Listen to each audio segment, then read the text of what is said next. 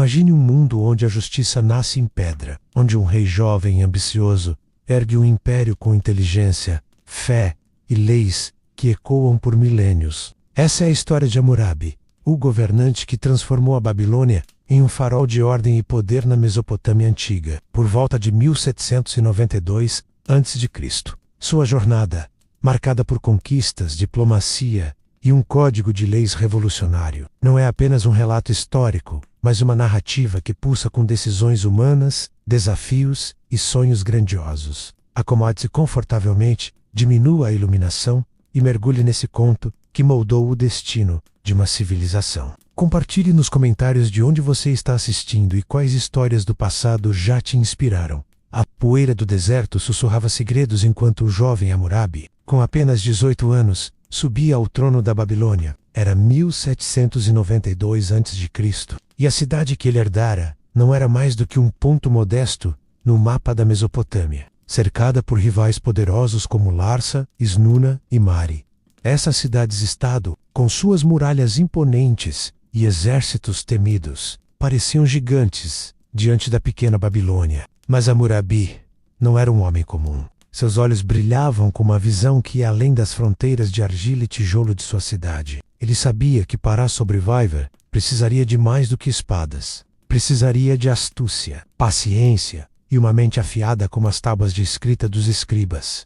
Nos primeiros anos de seu reinado, Hammurabi não buscou a guerra. Ele observava, aprendia, planejava. A Mesopotâmia era um tabuleiro de xadrez, com reis movendo suas peças em busca de poder. Cidades rivais competiam por terras férteis, rotas de comércio e o favor dos deuses. Hammurabi, porém, escolheu um caminho diferente. Ele enviava emissários com presentes suntuosos, selava alianças com casamentos estratégicos e ouvia os conselhos de seus escribas mais sábios. Cada movimento era calculado, como um agricultor que prepara o solo antes da semeadura. Ele sabia que o tempo estava a seu favor e a paciência, sua maior arma.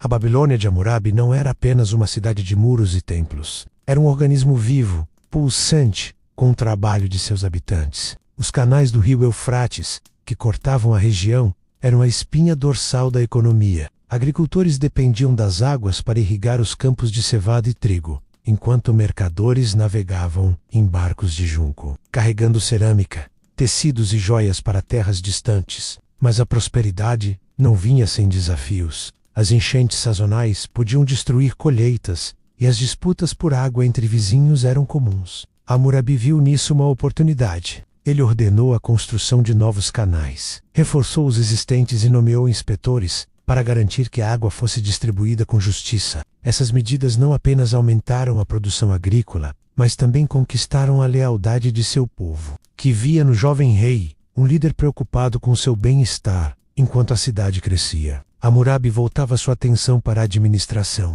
Ele sabia que o império não se sustenta apenas com riquezas, mas com ordem. Nomeou governadores locais, chamados de Shakanakun, para supervisionar as províncias, e criou um sistema de escribas que registrava tudo, desde o peso do grão armazenado até os contratos de casamento. Esses registros, escritos em tábuas de argila com caracteres cuneiformes, eram a memória viva da Babilônia. Cada tábua era uma peça no quebra-cabeça da governança, garantindo que as decisões fossem transparentes e as leis respeitadas. Hammurabi não queria apenas governar. Ele queria criar um sistema que sobrevivesse a ele, mas nem tudo era paz. No horizonte, as cidades rivais observavam o crescimento da Babilônia com desconfiança. Larsa, ao sul, era governada por Rin-Sin, um rei experiente que controlava terras férteis, e um exército formidável. Esnuna, ao norte, dominava rotas comerciais cruciais, enquanto Mari, ao oeste,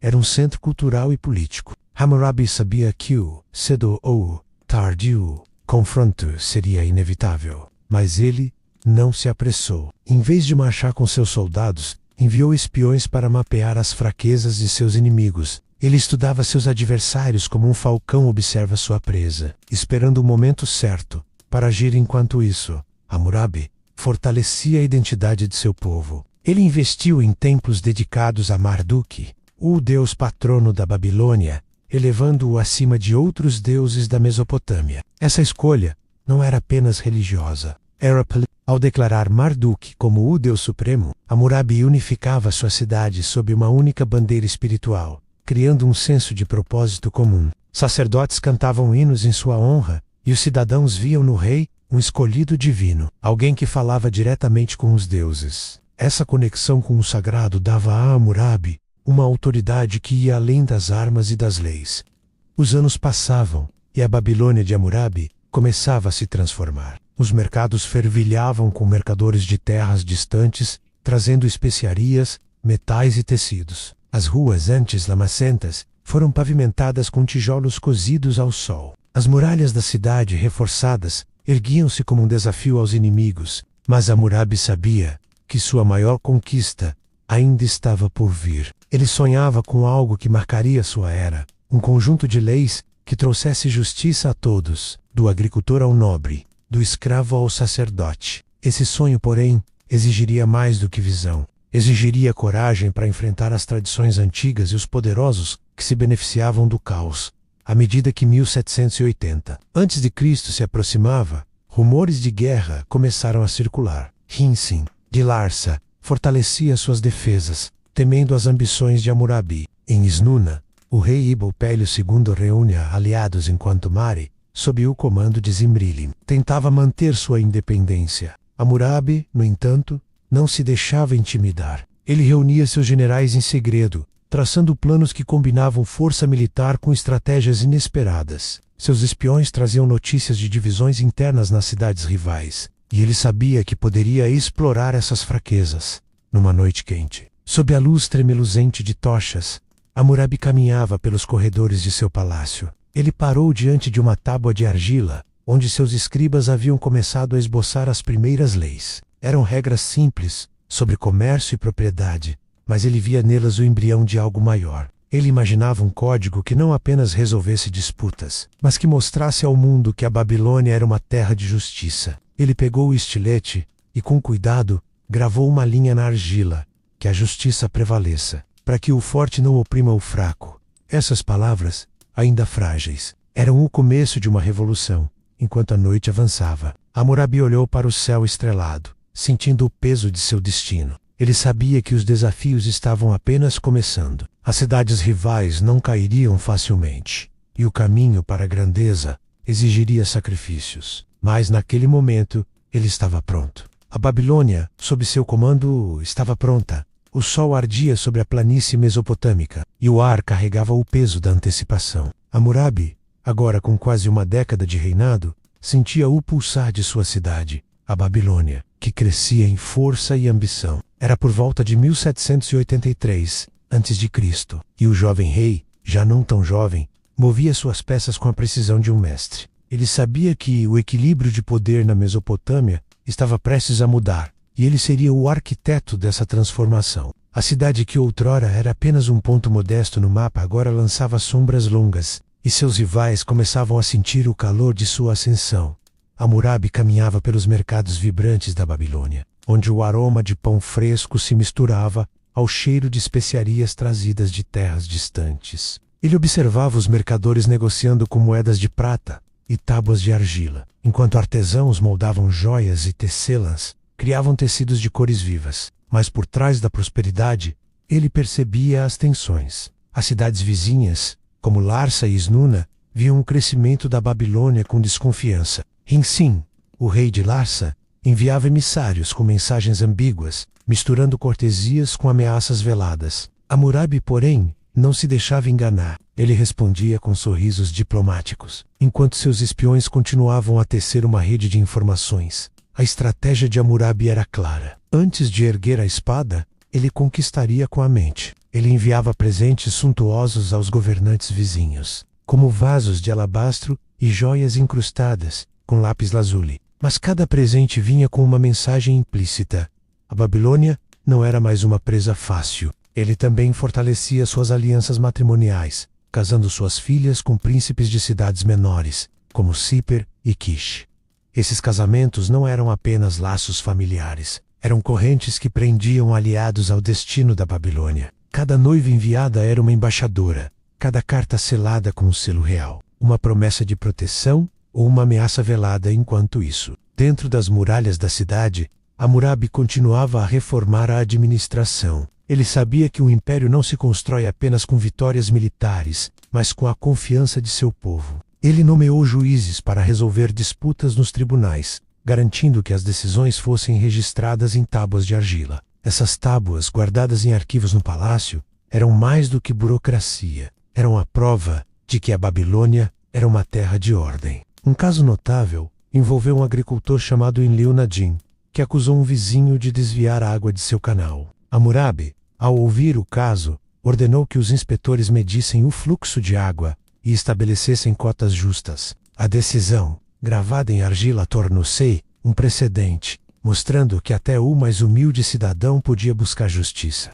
Mas a paz era frágil. No sul, Rin-Sin de Larsa intensificava suas provocações, exigindo tributos de cidades menores que estavam sob a influência da Babilônia. No norte, Snuna bloqueava rotas comerciais, tentando sufocar o crescimento econômico de Hammurabi. E a oeste, Mari, sob o comando de Zimri-Lim, hesitava entre a neutralidade e a hostilidade. Hammurabi sabia que o confronto era inevitável, mas ele não queria uma guerra prematura. Ele precisava de tempo para preparar seu exército, fortalecer suas defesas e, acima do tudo, dividir seus inimigos.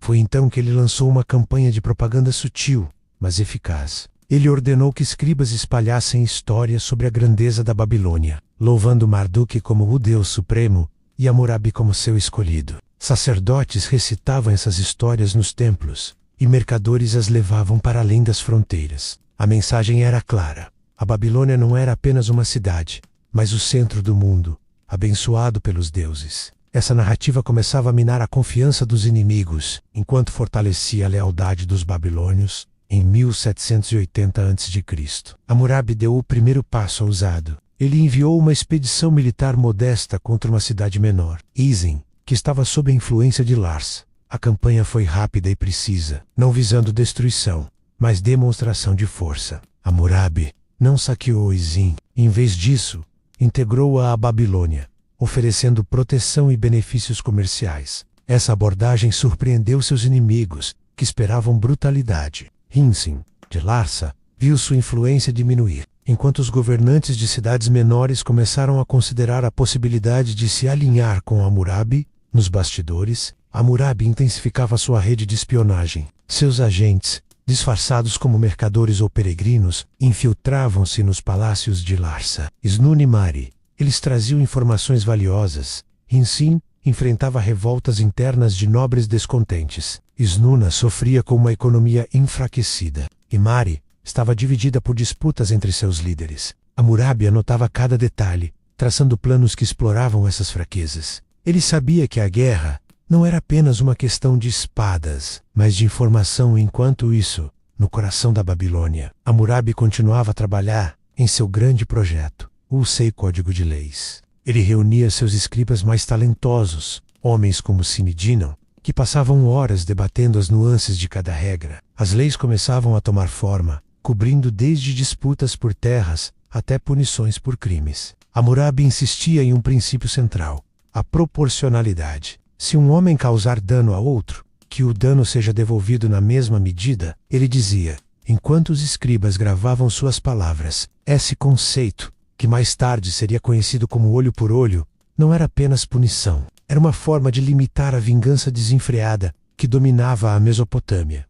Numa tarde tranquila, Hammurabi visitou o templo de Marduk, onde sacerdotes preparavam oferendas para o deus. Ele observava as chamas dançando no altar, sentindo o peso de sua responsabilidade. Como rei, ele era mais do que um governante. Era o guardião da ordem cósmica, o elo entre os homens e os deuses. Ele encomendou uma estela de diorito negro, um monumento que eternizaria suas leis. No topo, ele imaginava uma imagem de si mesmo, recebendo a autoridade divina de Shamash, o deus da justiça. Essa estela não seria apenas um registro, seria um símbolo do poder e da legitimidade de seu reinado. Mas, enquanto Hammurabi sonhava com a eternidade, o horizonte escurecia. Em 1775 a.C., Rin-Sin de Larsa declarou abertamente sua hostilidade, recusando-se a renovar um tratado de comércio. Snuna, ao norte, começou a mobilizar suas tropas, e Mari permaneceu incerta,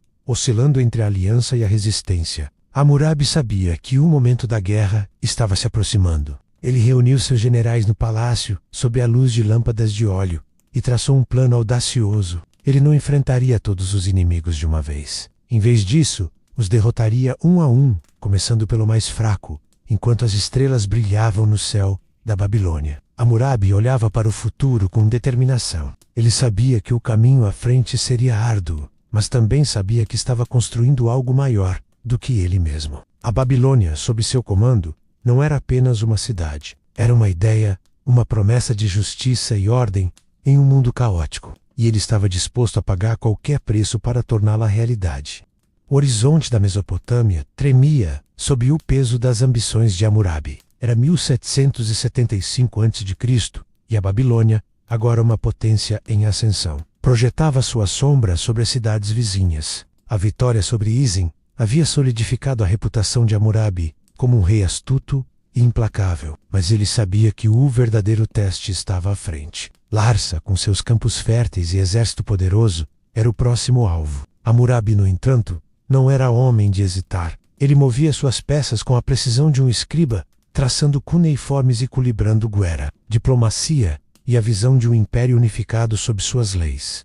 Hammurabi sabia que o próximo passo seria decisivo. Rinsin, o rei de Larsa, fortalecia suas defesas no sul, reunindo aliados e espalhando rumores de que a Babilônia era uma ameaça à ordem da Mesopotâmia. Snuna, ao norte, mobilizava seus arqueiros e carros de guerra, enquanto Mari, a oeste, hesitava, dividida entre a lealdade a antigos tratados e o medo do poder crescente de Hammurabi. O rei babilônio, no entanto, não esperava passivamente. Seus espiões, infiltrados nos mercados e palácios das cidades rivais, traziam informações cruciais. Eles relatavam divisões internas em Larsa, onde nobres questionavam a liderança de Rinsin, e fraquezas em Snuna, onde a economia sofria com safras ruins. Enquanto planejava sua próxima jogada, Hammurabi continuava a fortalecer a Babilônia internamente. Ele investiu em infraestrutura, ordenando a construção de novos armazéns para estocar grãos e proteger a cidade contra possíveis cercos.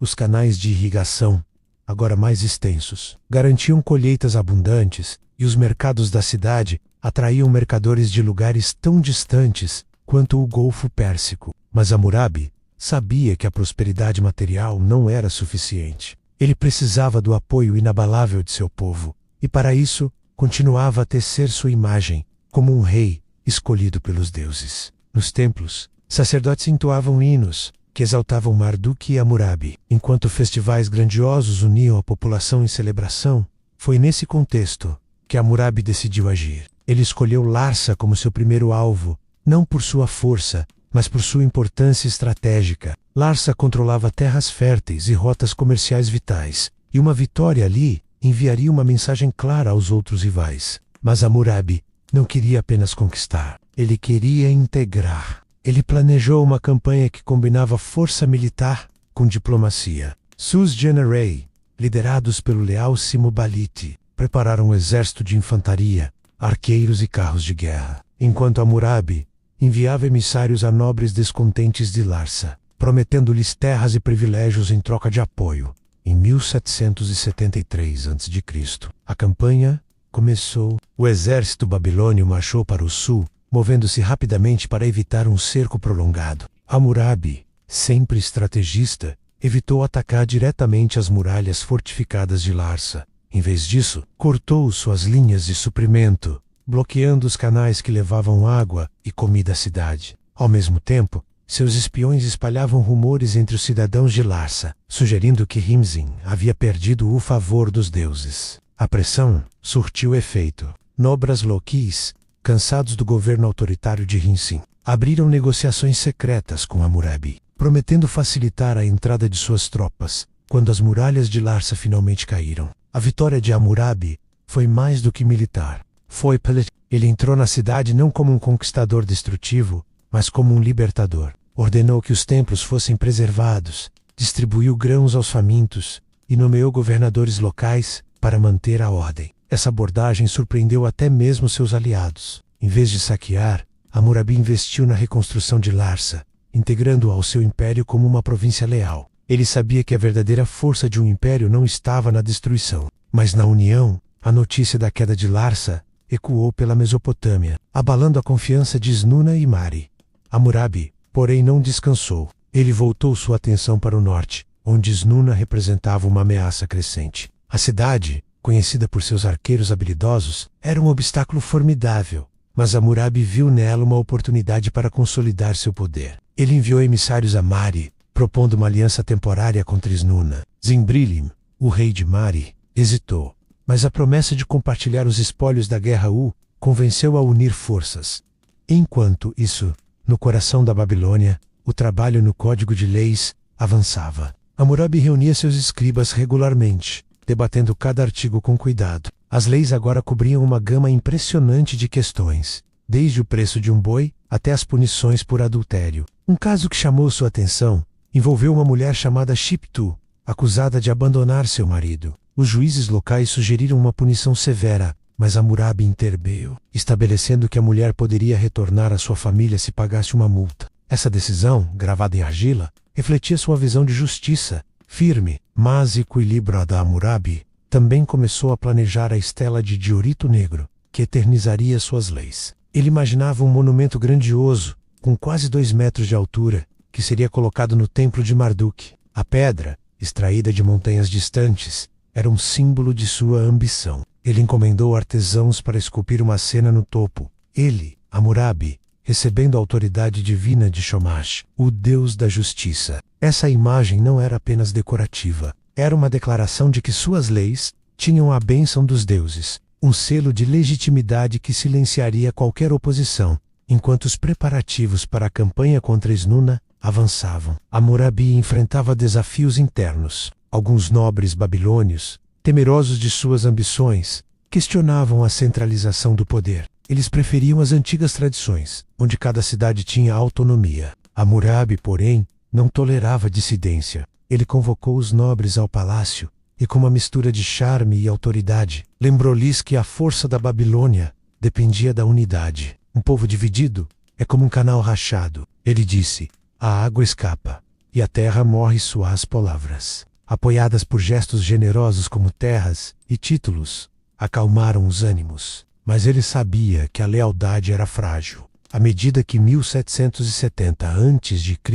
se aproximava, Hammurabi preparava seu exército para o próximo confronto. Snuna seria um teste maior do que Larsa, mas ele estava confiante. Seus espiões relatavam que o rei de Snuna, Ibalpiel II, enfrentava revoltas internas, e a aliança com Mari dava a Hammurabi uma vantagem estratégica. Ele caminhava pelos campos de treinamento, observando os soldados praticarem com lanças e arcos. Cada golpe, cada flecha, era um passo rumo à visão de um império unificado. Numa noite silenciosa, enquanto a cidade dormia, Hammurabi subiu ao topo do Ziggurat, o grande templo de Marduk. Ele olhou para o horizonte, onde as estrelas pareciam sussurrar promessas de glória. Ele sabia que a guerra contra Snuna seria apenas o começo. Cada vitória, cada lei gravada, cada aliança forjada o aproximava de seu destino. Mas o caminho estava cheio de perigos, e o preço da grandeza seria alto.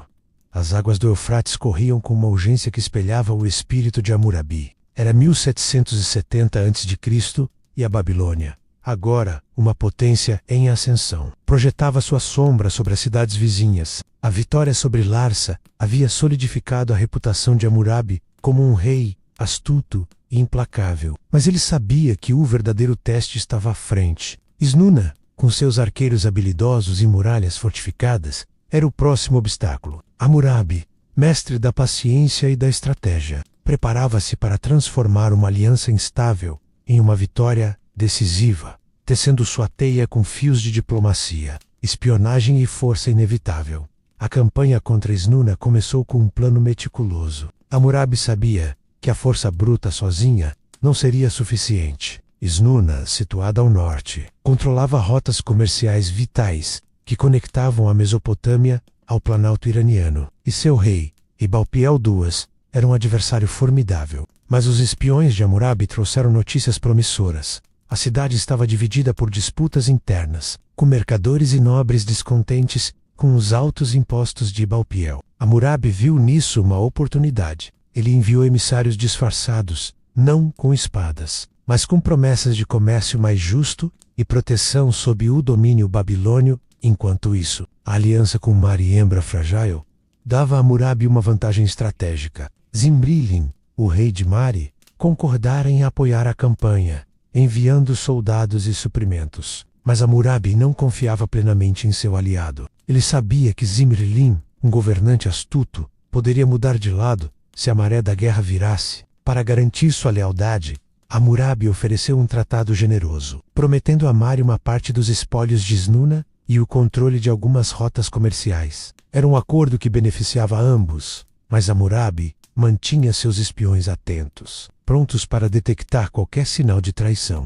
O exército babilônio, agora maior e mais disciplinado, marchou para o norte sob o comando de Sinmubalit, o general de confiança de Hammurabi. A estratégia era clara: evitar um ataque direto às muralhas de Snuna, que eram quase impenetráveis. Em vez disso, Hammurabi ordenou que seus homens cortassem as linhas de suprimento, bloqueando os canais que levavam água à cidade e interceptando caravanas de grãos. Ao mesmo tempo, seus espiões espalhavam rumores de que Ibalpiel havia perdido o favor dos deuses. Sacerdotes babilônios, enviados como emissários, recitavam hinos que exaltavam Marduk e Hammurabi. Enquanto denunciavam Snuna como uma cidade amaldiçoada, a pressão surtiu efeito. Após meses de cerco indireto, a fome começou a corroer a resistência de Snuna. Nobres louques, temendo a ruína, iniciaram negociações secretas com Hammurabi, prometendo abrir os portões da cidade em troca de clemência. Em 1769 a.C., Snuna caiu sem uma batalha sangrenta. Hammurabi entrou na cidade com pompa, mas, como em Lhasa, evitou a destruição. Ele nomeou governadores babilônios para administrar a cidade, mas manteve muitos dos líderes locais em posições de poder, garantindo uma transição suave. Essa abordagem, que combinava a conquista com integração, começava a definir o reinado de Hammurabi como algo novo na Mesopotâmia, um império construído não apenas na força, mas na estabilidade. A vitória sobre Snuna enviou ondas de choque pela região. Mari, agora mais comprometida com a aliança, viu em Hammurabi um líder invencível. Mas Zimri-Lim, o rei de Mari, começava a perceber o perigo de se alinhar tão de perto com um homem cuja ambição parecia não ter limites. Hammurabi, ciente disso, intensificava seus esforços diplomáticos, enviando presentes e cartas que reforçavam a amizade entre as duas cidades. Ele sabia que Mari seria o próximo desafio,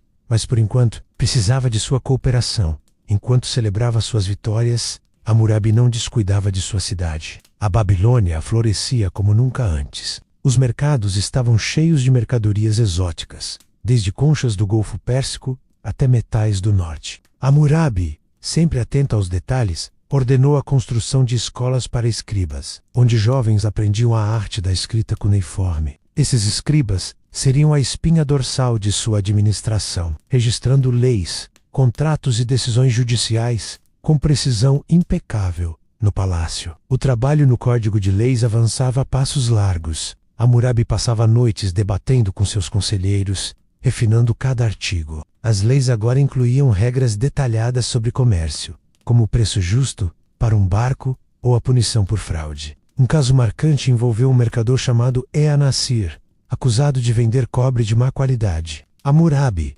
após ouvir as partes, decretou que o mercador deveria devolver o pagamento e pagar uma multa. Essa decisão, gravada em uma tábua de argila, reforçava a ideia de que a Babilônia era uma terra onde a justiça prevalecia, mesmo para os mais poderosos.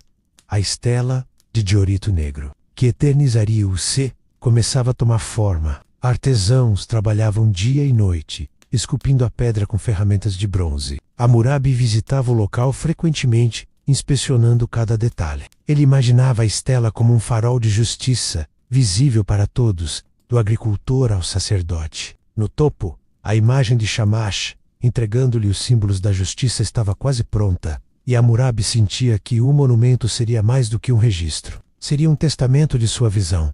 Mas nem tudo era harmonia. Dentro da Babilônia, vozes de descontentamento começavam a surgir. Alguns sacerdotes, leais às antigas tradições, questionavam a elevação de Marduk acima de outros deuses. Nobres, temerosos de perder influência, murmuravam contra a centralização do poder. Hammurabi, sempre um mestre da política, lidava com essas tensões com habilidade. Ele convidava os descontentes ao palácio, oferecendo banquetes e cargos honoríficos, enquanto seus espiões monitoravam qualquer sinal de traição. A unidade é nossa força, ele dizia, e suas palavras, carregadas de autoridade divina, silenciavam a maioria das críticas.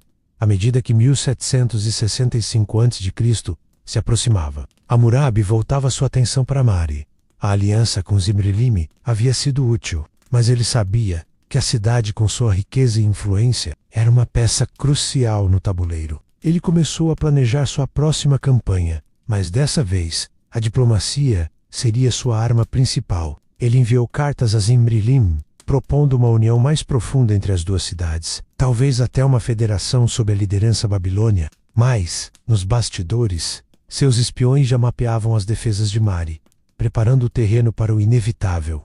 Numa noite, enquanto caminhava pelos jardins do palácio, Hammurabi olhou para o Eufrates, suas águas refletindo a luz da lua. Ele sentia o peso de suas conquistas e o fardo do que ainda estava por vir. Cada cidade conquistada, cada lei gravada, o aproximava de seu sonho de um império unificado. Mas ele sabia que o preço da grandeza era a vigilância constante, e o próximo passo seria o mais arriscado de todos. O ano era 1765 a.C., e a Babilônia vibrava com a energia de um império em formação. As vitórias sobre Larsa e Snuna haviam elevado Hammurabi a um status quase divino, mas ele sabia que o império que sonhava ainda estava incompleto. Mari, a cidade a oeste, com suas riquezas e alianças volúveis, representava o último grande obstáculo. Hammurabi, mestre da paciência e da estratégia, preparava-se para transformar uma aliança instável em uma vitória decisiva, tecendo sua teia com fios de diplomacia,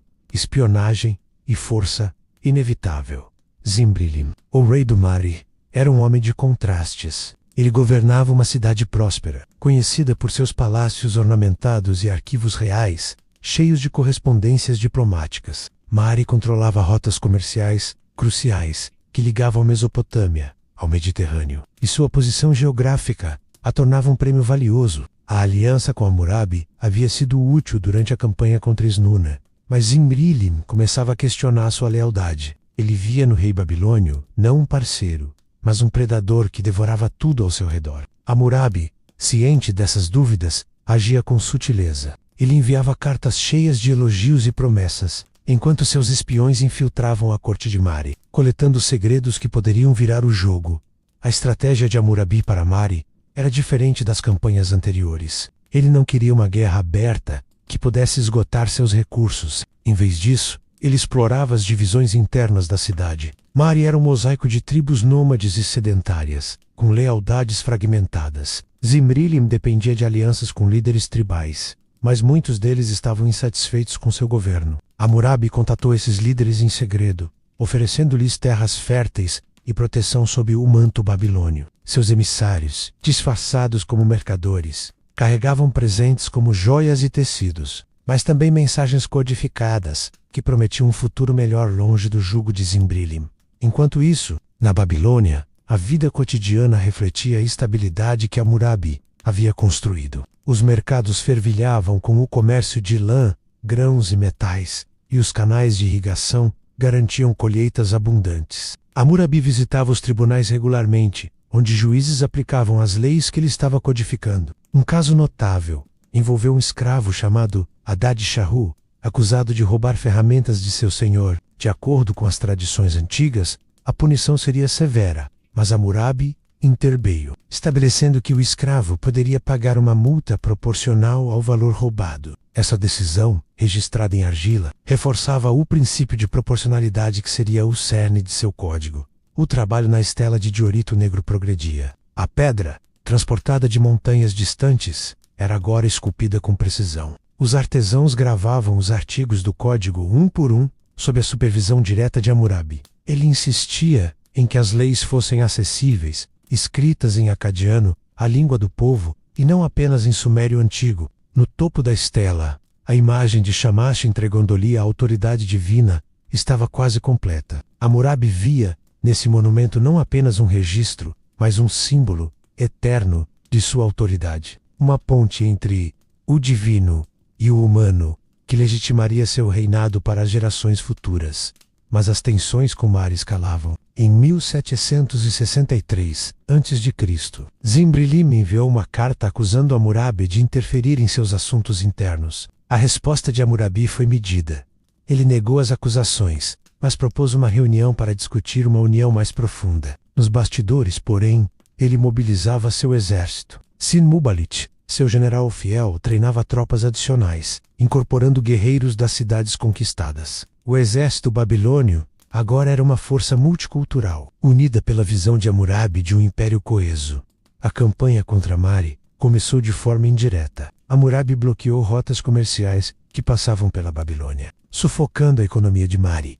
Ao mesmo tempo, seus aliados tribais dentro da cidade fomentavam a agitação, espalhando rumores de que Zimri-Lime havia perdido o favor dos deuses. Quando as revoltas internas explodiram Hammurabi e Agil, seu exército marchou para o oeste, movendo-se com rapidez para evitar uma defesa organizada. Zimri-Lime, pego de surpresa, tentou reunir suas forças, mas as deserções eram muitas. Em uma batalha decisiva às margens do Eufrates, as tropas babilônias, com seus carros de guerra e arqueiros precisos, sobrepujaram os defensores de Mari.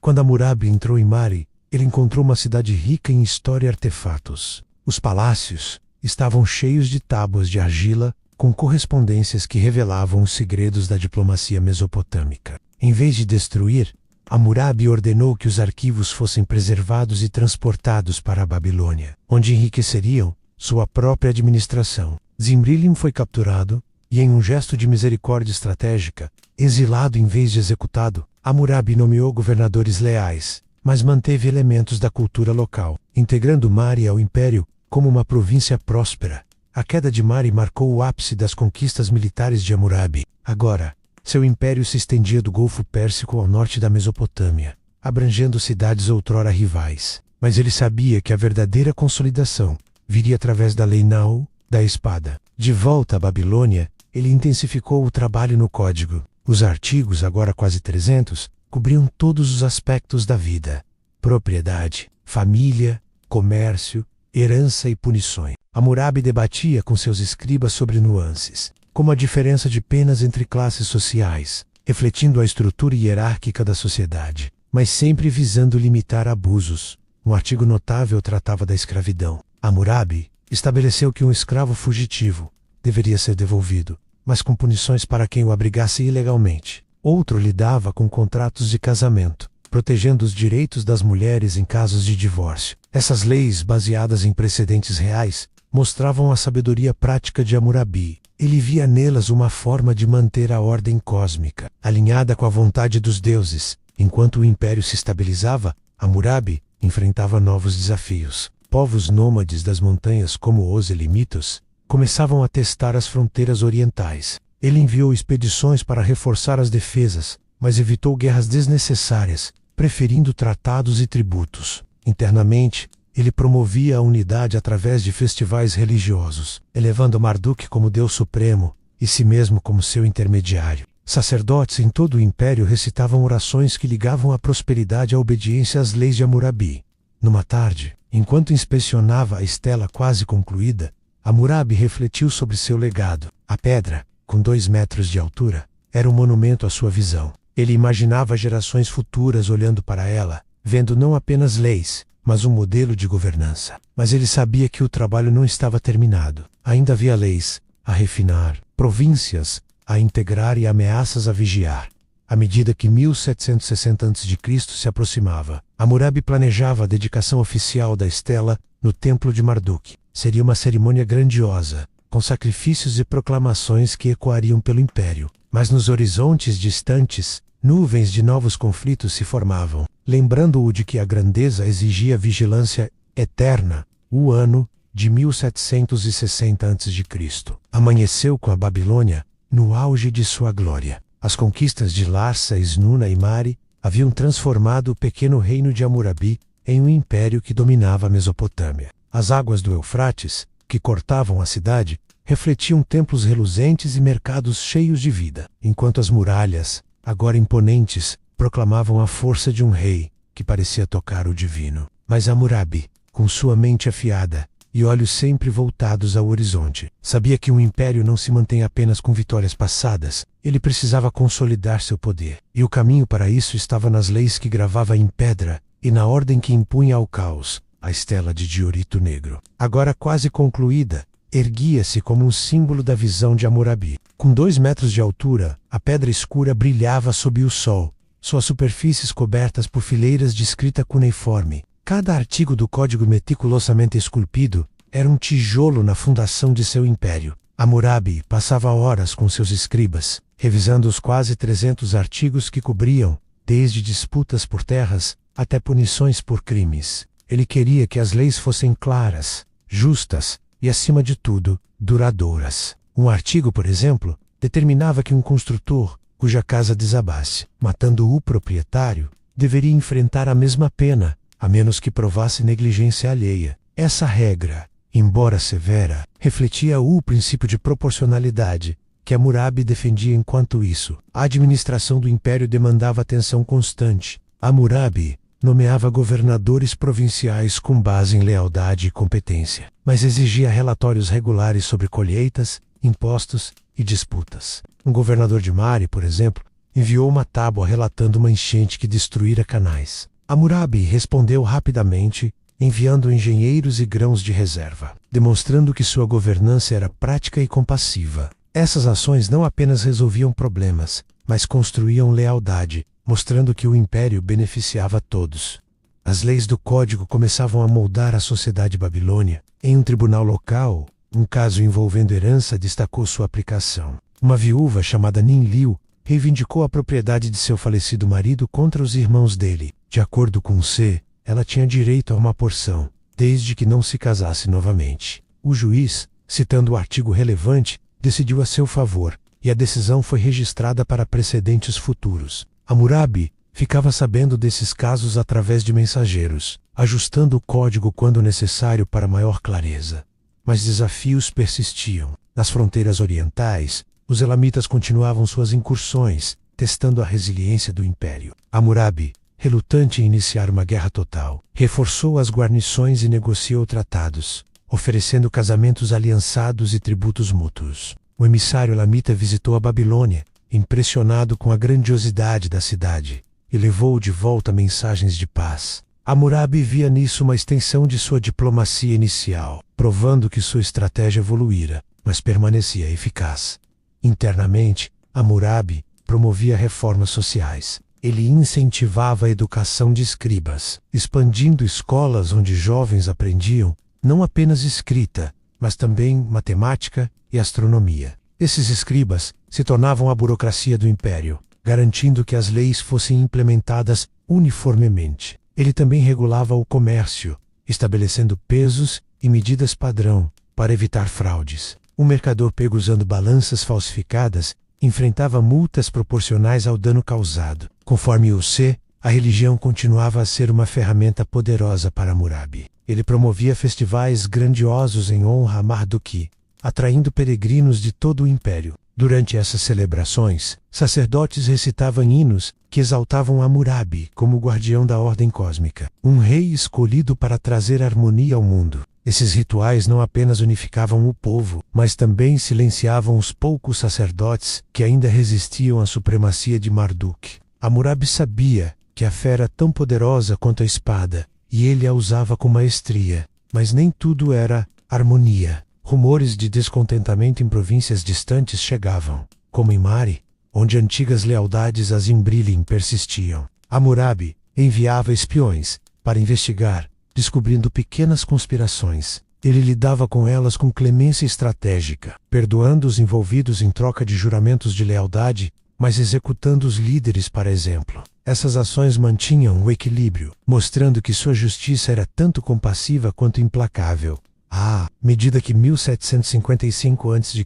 se aproximava, Hammurabi sentia o peso de suas conquistas. Ele caminhava pelos corredores do palácio, onde tábuas de argila empilhadas contavam a história de seu reinado. Cada tábua era um fragmento de sua visão, um império onde a justiça reinava, onde o forte não oprimia o fraco. Mas ele sabia que o trabalho estava longe de terminar. A estela, agora quase pronta, seria o coração de seu legado. Mas ele precisava garantir que suas leis fossem mais do que palavras em pedra. Elas precisavam viver no coração de seu povo. Numa noite silenciosa, Hammurabi subiu ao topo do Zigurate, o grande templo de Marduk. Ele olhou para a cidade abaixo, iluminada por tochas e lâmpadas de óleo. Ele pensava nas províncias distantes, nos povos conquistados, nas leis que estava escrevendo. Ele sabia que o império, embora vasto, era vulnerável. Novas ameaças surgiriam, e a unidade que ele construíra poderia se desfazer sem vigilância constante. Ele respirou fundo, sentindo o ar quente do deserto, e prometeu a si mesmo que a Babilônia não seria apenas uma memória passageira, mas um farol para as gerações futuras.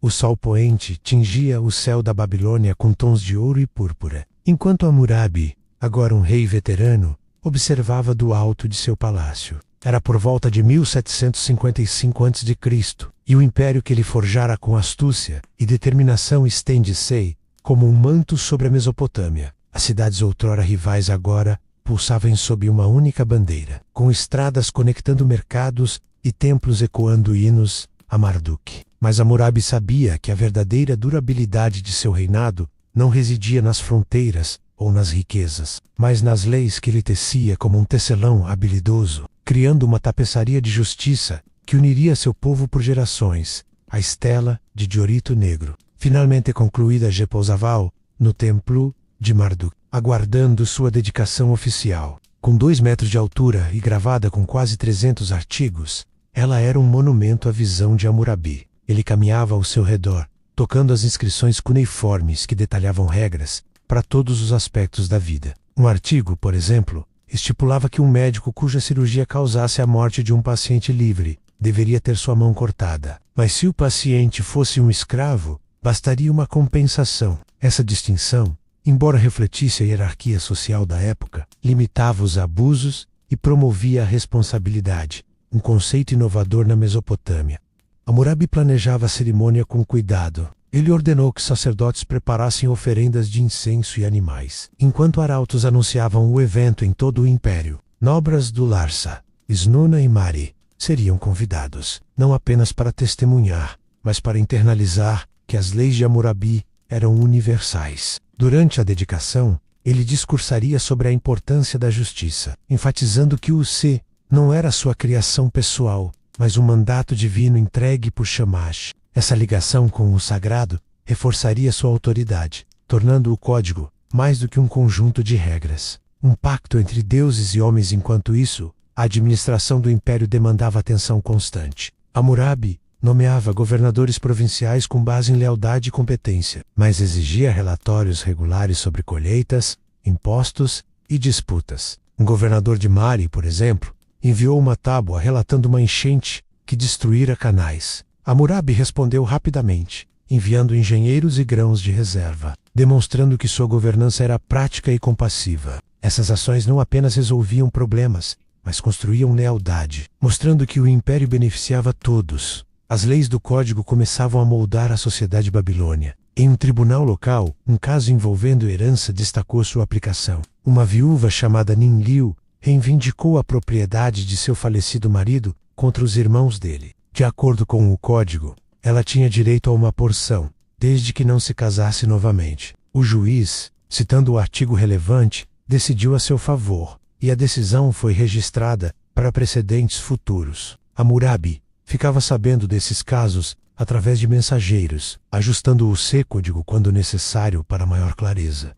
Mas desafios persistiam. Nas fronteiras orientais, os elamitas continuavam suas incursões, testando a resiliência do império. Hammurabi, relutante em iniciar uma guerra total, reforçou as guarnições e negociou tratados, oferecendo casamentos aliançados e tributos mútuos. Um emissário elamita visitou a Babilônia, impressionado com a grandiosidade da cidade, e levou de volta mensagens de paz. Hammurabi via nisso uma extensão de sua diplomacia inicial, provando que sua estratégia evoluíra, mas permanecia eficaz. Internamente, Hammurabi promovia reformas sociais. Ele incentivava a educação de escribas, expandindo escolas onde jovens aprendiam não apenas escrita, mas também matemática e astronomia. Esses escribas se tornavam a burocracia do império, garantindo que as leis fossem implementadas uniformemente. Ele também regulava o comércio, estabelecendo pesos e medidas padrão para evitar fraudes. Um mercador pego usando balanças falsificadas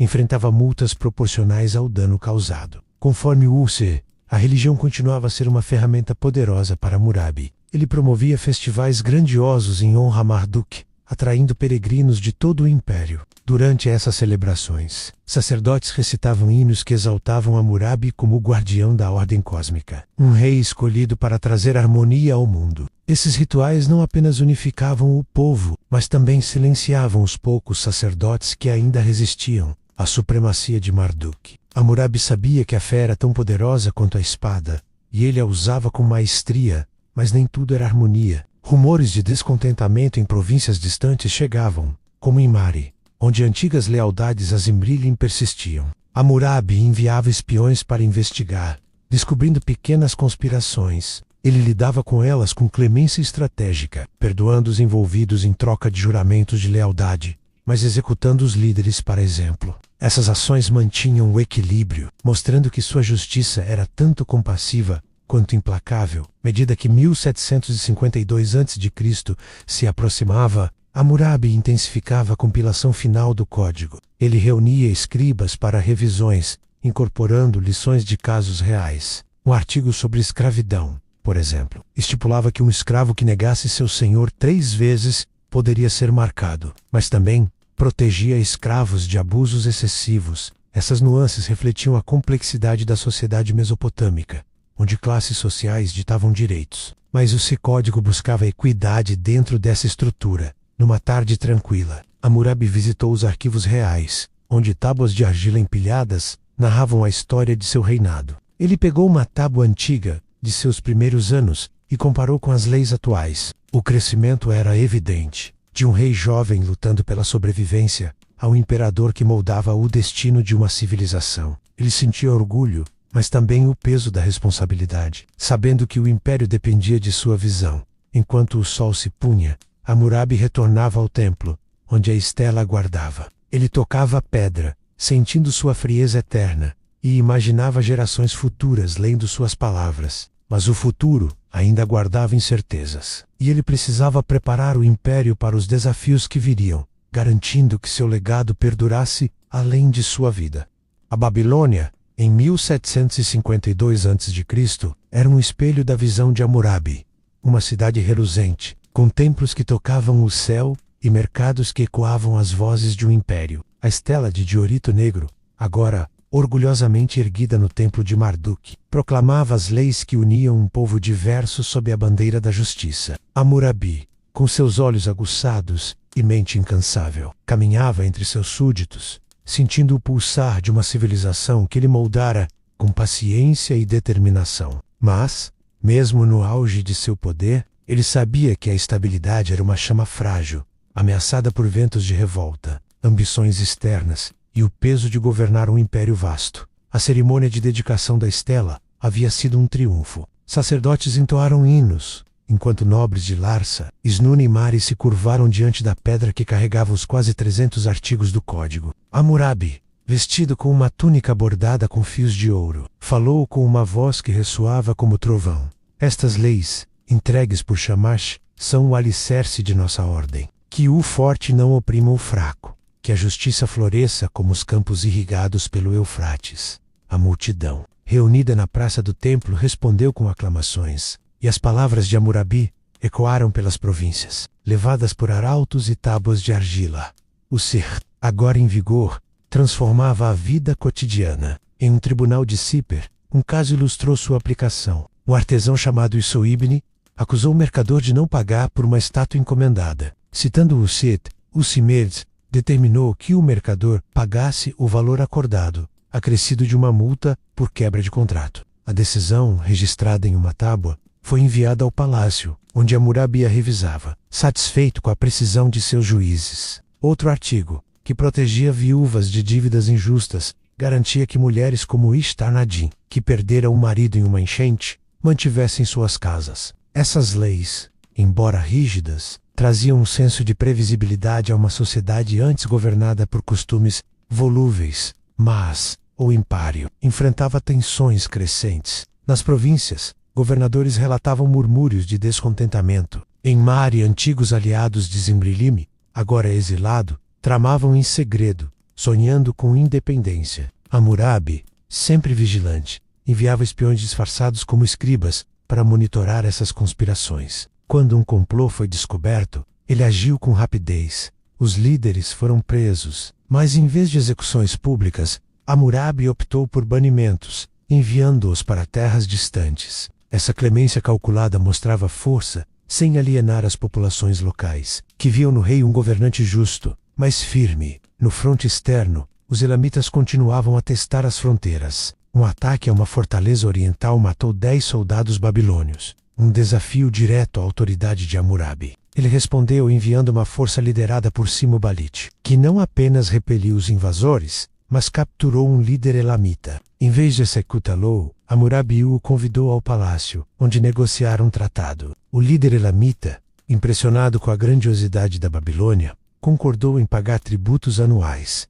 em troca de paz. Esse acordo reforçava a reputação de Hammurabi como um rei que vencia tanto com diplomacia quanto com a espada. Enquanto isso, a administração do império exigia cada vez mais atenção. Hammurabi expandiu o corpo de escribas, criando arquivos centrais, onde tábuas registravam tudo, desde o peso de grãos armazenados até os contratos de casamento. Ele também regulamentou o trabalho, estabelecendo salários mínimos para trabalhadores sazonais, como os que colhiam cevada. Um artigo do Código determinava que um trabalhador lesionado por negligência do empregador tinha direito à compensação, uma ideia revolucionária para a época. Essas medidas fortaleciam a economia, mas também geravam críticas de mercadores ricos, que viam seus lucros reduzidos. A religião permanecia o coração da unidade imperial. Hammurabi promovia festivais que celebravam Marduk, transformando o deus em um símbolo de identidade compartilhada. Durante o festival de Akitu, ele liderava procissões,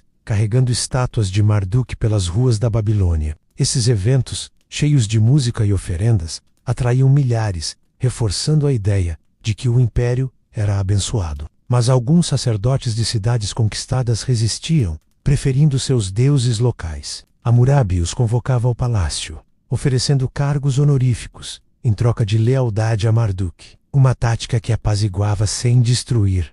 A educação de seu herdeiro Sansu-Iluna também ocupava Hammurabi. Ele levava o jovem príncipe a reuniões com governadores, ensinando-o a arte da governança. Em uma audiência, Sansu-Iluna sugeriu perdoar um governador que falhara em coletar impostos, uma ideia que Hammurabi corrigiu com firmeza.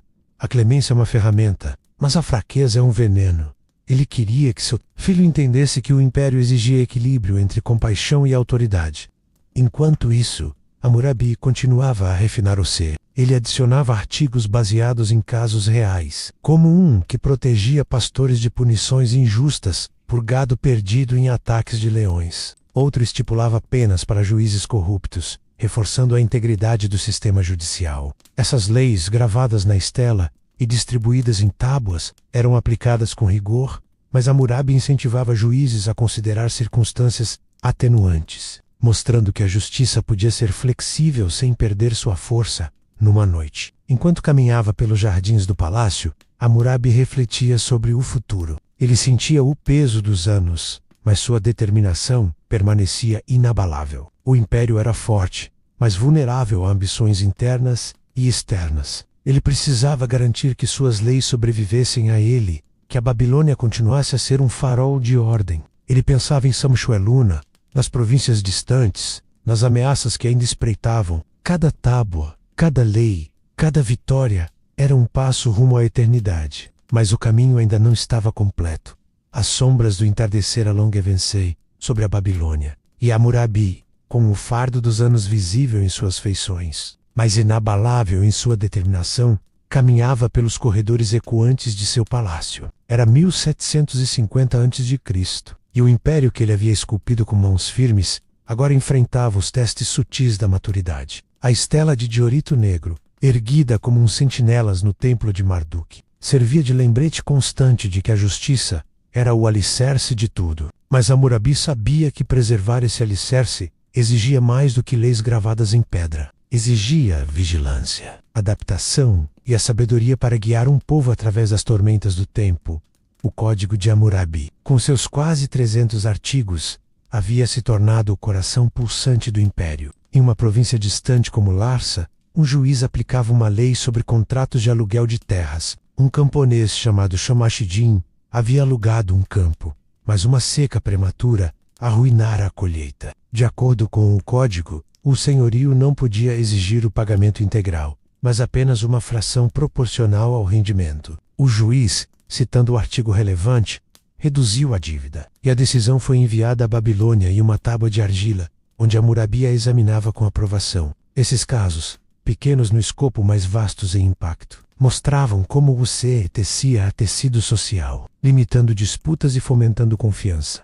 Mas a aplicação das leis revelava as fissuras da sociedade. Os códigos distinguia entre classes. Um homem livre, que ferisse outro livre, perdia um membro. Mas se ferisse um escravo, pagava apenas uma compensação monetária. Essa hierarquia, enraizada nas tradições mesopotâmicas, era necessária para manter a ordem. Mas Hammurabi debatia com seus conselheiros sobre como equilibrar justiça e equidade. A lei deve proteger o fraco sem enfraquecer o forte, ele dizia, enquanto revisava no artigo sobre herança, onde filhos legítimos recebiam porções iguais, mas bastardos tinham direitos limitados. Essas distinções, embora controversas, previnem um caos, garantindo que o império não se fragmentasse em divisões de classe.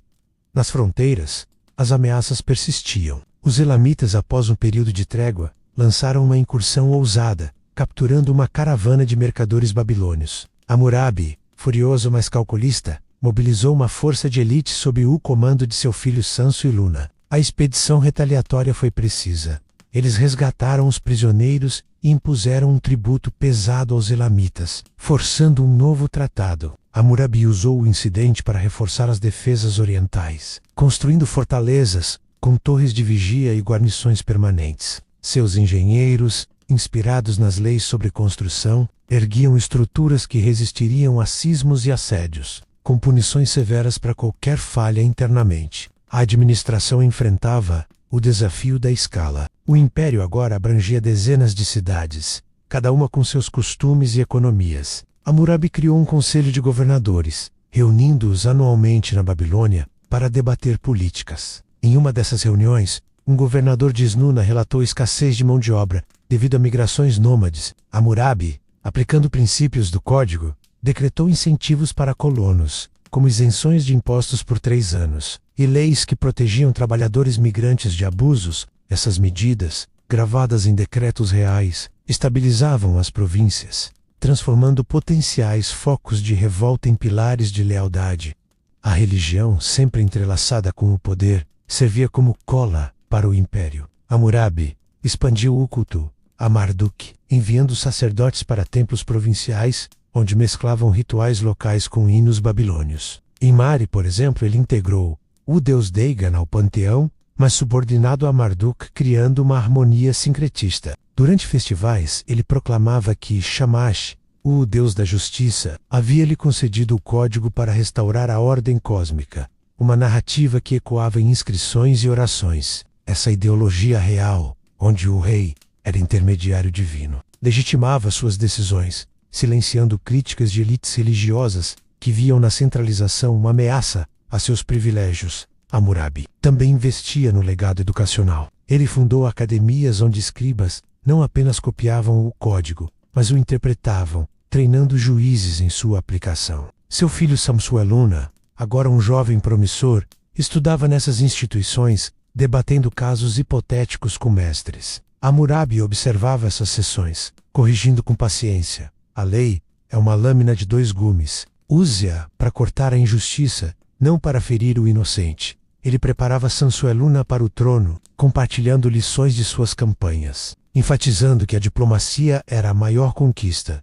Enquanto o império florescia, Hammurabi lidava com questões pessoais. Rumores de saúde debilitada circulavam, mas ele os dissipava com aparições públicas, liderando procissões e julgando casos. Um episódio marcante envolveu uma acusação de corrupção contra um escriba sênior. Hammurabi, aplicando o código, ordenou uma investigação, resultando em uma multa e rebaixamento, reforçando que ninguém estava isento. Essas ações mantinham a integridade, mas ele sentia o tempo escorrendo, impulsionando-o a refinar ainda mais o código. O comércio, impulsionado pelas leis, atingia novos patamares. Rotas seguras conectavam a Babilônia ao Golfo Pérsico, trazendo incenso e pérolas. Hammurabi regulava esses fluxos, estabelecendo tarifas justas e punições para a pirataria fluvial. Um artigo do código protegia mercadores de falsificações, exigindo selos reais em contratos. Isso fomentava a prosperidade, com armazéns cheios e artesãos florescendo,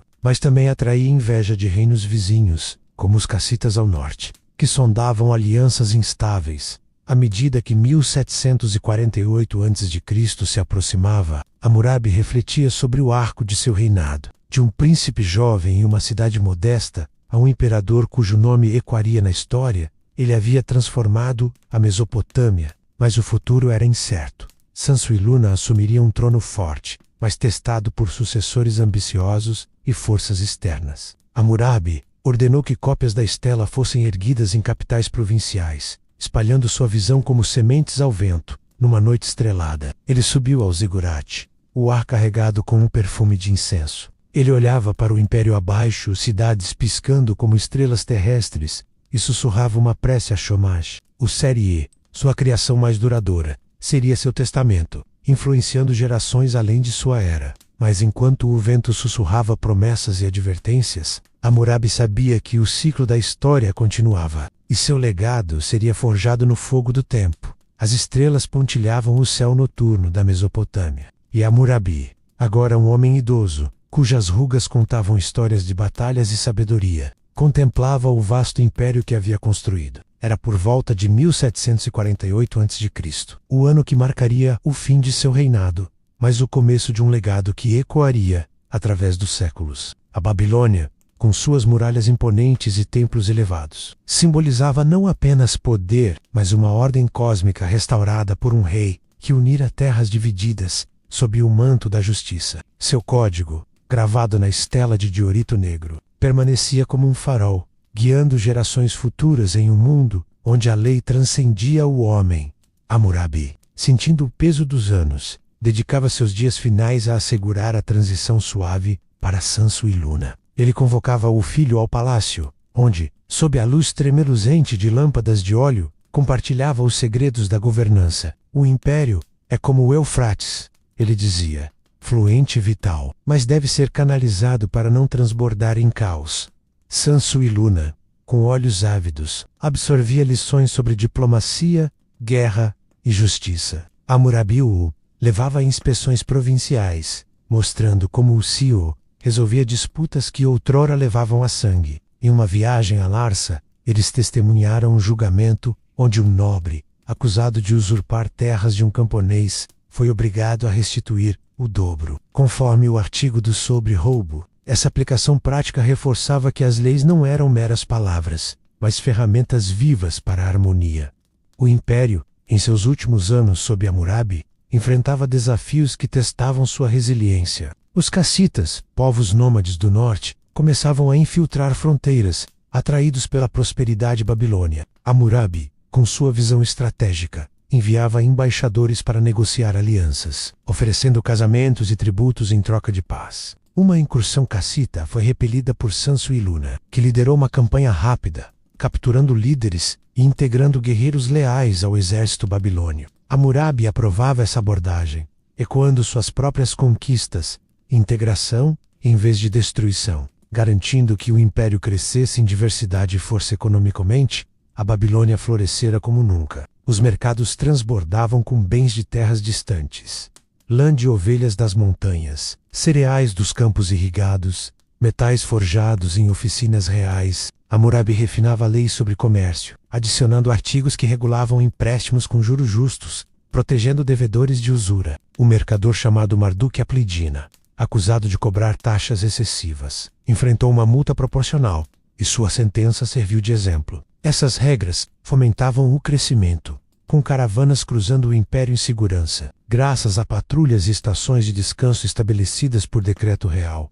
A administração, refinada ao longo dos anos, era um modelo de eficiência. Escribas em todo o império registravam transações em tábuas de argila, enviando relatórios anuais à Babilônia. Hammurabi revisava esses documentos, ajustando impostos para aliviar províncias afetadas por secas ou enchentes. Em Isnuna, uma colheita ruim levou a uma isenção fiscal, decidida com base em inspeções locais. Essa responsividade mantinha a lealdade, mostrando que o rei, mesmo distante, cuidava de seu povo como um pastor de seu rebanho religioseman.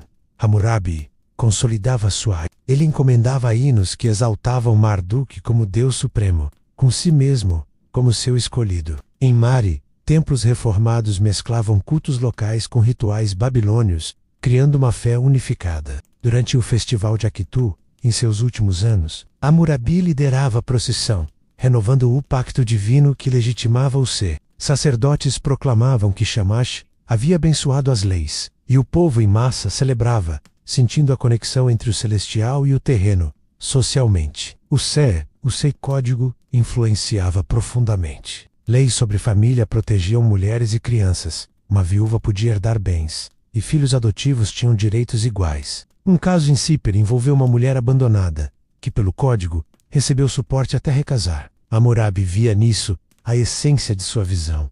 Uma sociedade onde a proporcionalidade das punições, olho por olho, dente por dente, limitava vinganças, promovendo paz. Escravos, embora na base da hierarquia, ganhavam proteções contra abusos graves, refletindo a humanidade em um sistema estratificado enquanto preparava seu sucessor. Hammurabi refletia sobre o arco de sua vida, de um jovem príncipe em 1792 a.C., enfrentando rivais poderosos, a um imperador que derrotara Larsa em 1763, Isnuna em 1769 e Mari em 1763, ele havia forjado um legado. Suas campanhas, misturando força, espionagem e diplomacia, não destruíam, mas construíam. O Código, compilado por volta de 1752, com sua estela de 2 metros, eternizava isso, influenciando sistemas jurídicos futuros, do Oriente Médio à tradição ocidental. Em seus momentos finais, Hammurabi caminhava pelos jardins do palácio, o Eufrates, murmurando segredos antigos. Ele via no rio o fluxo da história, eterno, mutável, mas guiado por canais de sabedoria. Seu reinado, marcado por ascensão, conquistas e leis, inspirava uma visão de ordem, onde a justiça reinava soberana. O império, forte e unido, prosseguiria, carregando sua essência como uma tocha na escuridão, iluminando caminhos para civilizações vindouras.